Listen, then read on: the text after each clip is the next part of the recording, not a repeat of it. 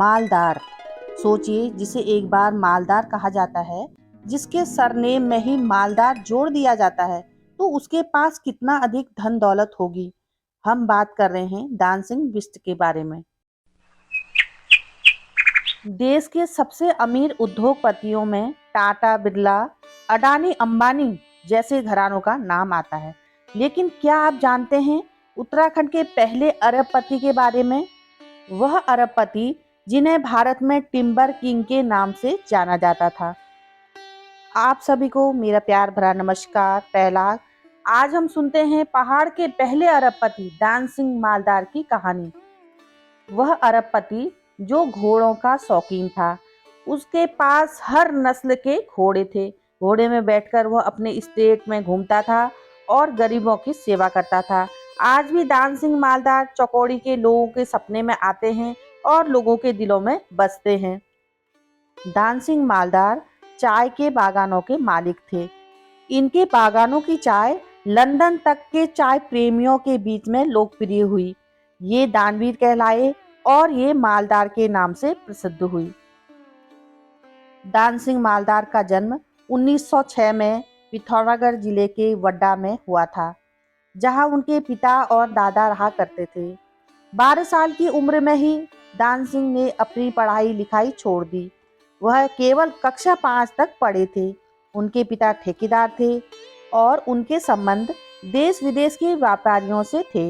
इन्हीं संबंधों के चलते दान सिंह एक ब्रिटिश लकड़ी के व्यापारी के साथ बर्मा चले गए। वहां पर उन्होंने व्यापार की बारीकियां सीखी। बर्मा से लौटने के बाद उन्होंने अपने पिता के साथ घी बेचने का काम किया। घी बेचकर दान सिंह ने अच्छे पैसे कमाए और बेरीनाग में चाय के बागान खरीद लिए। दान सिंह ने चीन से ही चाय तैयार करना सीखा और बाद में चीन को ही पछाड़ दिया। इसके बाद उन्होंने कड़ी मेहनत कर लकड़ी के व्यापार समेत कई अन्य व्यापारों में धन और नाम कमाया और इन्हें मालदार के नाम से जाना जाने लगा। जब मालदार टिम्बर किंग के रूप में अपने कारोबार की बुलंदियों पर थे, उनके विशाल लकड़ी के डिपो दूर दूर तक फैले थे। यह लकड़ी के डिपो लाहौर से वजीराबाद, जम्मू से पठानकोट, बिहार तक उनके लकड़ी के गोदाम बन गए। उस जमाने में पिथौरागढ़, टनकपुर, हल्द्वानी, नेपाल प्रत्येक जगह इनकी खरीदी गई संपत्तियां थी। उनके बढ़ते कारोबार और परोपकारी दानवीर होने के कारण उनकी छवि लोक कथाओं में लोक नायक सी बन गई, जो घोड़ों में आता था और जनता को बहुत सा धन देकर जाता था। जन कल्याण के लिए मालदार जी ने कई स्कूल, अस्पताल, धर्मशालाएं बनवाई। उनके व्यापारिक साम्राज्य को पहला झटका तब लगा जब उन्होंने एक शुगर मिल शुरू करने का लाइसेंस लिया। मालदार एक दिन भी इस शुगर मिल को नहीं चला पाए। तनाव और बीमारी के कारण 10 सितंबर 1964 में उनका देहांत हो गया। दान सिंह मालदार की 3 पत्नियां थीं। उस समय हिंदू विवाह कानून आने से पहले यह वैध था। दान सिंह मालदार की 7 बेटियां थीं।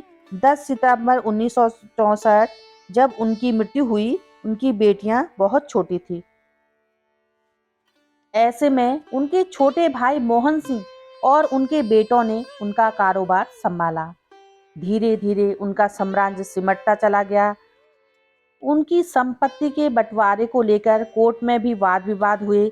उनकी कंपनी मंदी के आगोश में समाती चली गई। इस तरह एक साधारण से घी बेचने वाले के बेटे का खड़ा किया हुआ विशाल साम्राज्य मिट्टी में मिल गया। अब मैं भी अपना वीडियो यहीं पर समाप्त कर रही हूँ। अगली वीडियो में एक नई जानकारी के साथ, एक नई लोक कथा के साथ आपके सामने आऊँगी।